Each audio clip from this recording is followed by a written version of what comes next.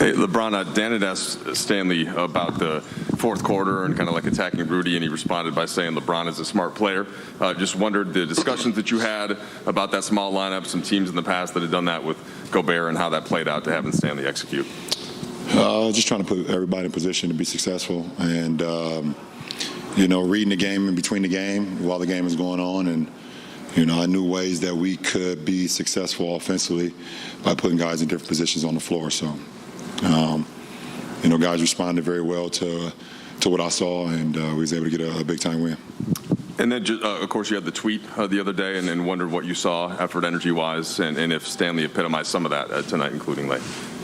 No, I think we all understood it. We understood that our effort and energy wasn't where it needed to be. In the Denver game, in the second half of the Memphis game, and then whatever the other game we lost. It wasn't playing, to our capabilities, but we weren't giving maximum effort. So, that starts with me as a leader of the team, and so just taking the onus, letting Laker Nation know it wasn't about anybody. It was about our fans and the people that ride and die for the Lakers every single day. Let them know that I got this and it wouldn't happen again. LeBron, what's satisfying or I don't know if that's the right word, but what do you take away that's positive from this that makes you feel like there's a group that's still responsive? No, every day is its own challenge, and now we have the challenge of how we get better the next day and then come in on Wednesday and be better for Indiana. So, I love the way we responded. We had a great shoot-around this morning. We had a great game plan, and we executed as close to 48 minutes as we've done all year. So, I love the way we responded today, and, like I said, Wednesday will be another challenge for us, and we'll see what happens. Yeah. LeBron, I'm just wondering a little bit more. We didn't hear from you after the game in Denver. You didn't speak with us. Was that because of? Did you need some time to collect your thoughts on kind of that loss? And I'm just wondering how that loss sat with you personally. No, I had time to collect my thoughts, but I didn't like what was going to come out of my mouth. So I decided not to speak with you guys because I understand that some things that I say can be everywhere. So I didn't want that for my teammates at that point in time. So I decided to just keep it to myself. You want to tell us now? No. Okay. Russ had a pretty emphatic dunk on Rudy. Wondering what you saw in that play, and do you sense that some things are coming together for Russ and finding maybe some swag, maybe some? No, it was just an explosive play and that he had, and it reminded me of the play last year he had against Biombo in Washington. When he turned that lane going left and, he got that 1-2 down and he's just able to just attack the rim. He wasn't going in for a layup or, going in for a floater or going in for anything else besides attacking the shot blocker. And, that was electrifying. It was big time. I've seen the replay over and over, and it was a phenomenal play. LeBron, effort is obviously such an intangible, and I think that's something that you've been consistent with always throughout your career. When you sent out that tweet making that promise, what did you say to the team, or what did you have in mind to say to the team? I didn't say anything to the team.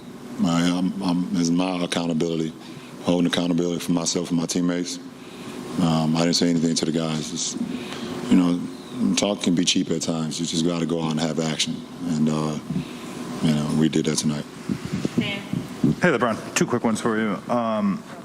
First of all, I guess from a team-building standpoint, when you guys have so much money and stuff tied up in a handful of players, how important is it to find guys sort of around the margins? And I'm asking in regards to the plays that Austin and Stanley made late in this game. And I guess kind of, do you see sort of long-term value in a guy like Stanley at this point as he's trying to play his way onto this roster? Yeah, people forget that I think he was a top 10 pick in our league, and he's only 25 years old. And, he's a guy that's hungry and a guy that wants to go out and prove that he belongs in the NBA and trying to stick in here to stay for as long as he can.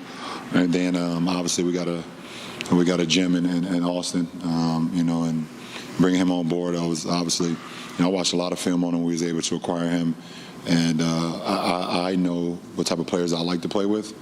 And I knew right away that he would make an immediate impact on our ball club probably obviously before himself, and probably before our coaching staff and a lot of our other teammates.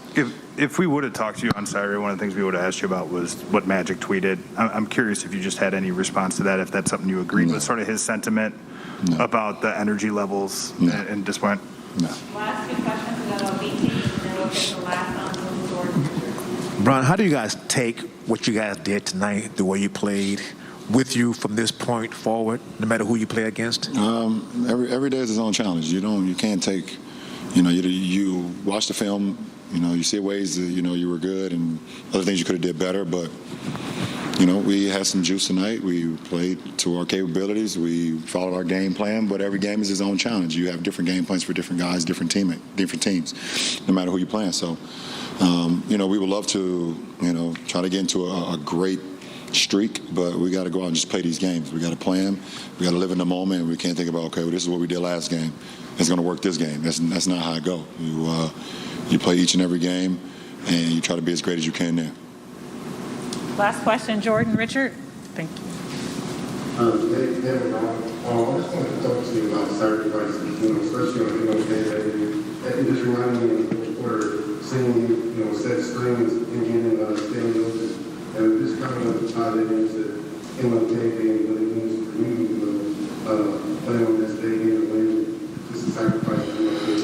Well, it's an absolute honor to be able to play on MLK Day. I mean, listen, what he stood for, what his family stood for, when you talk about sacrifice and equality and, and all of us being able to walk the same life, with love and not hate, or trying to walk that, that's the most important.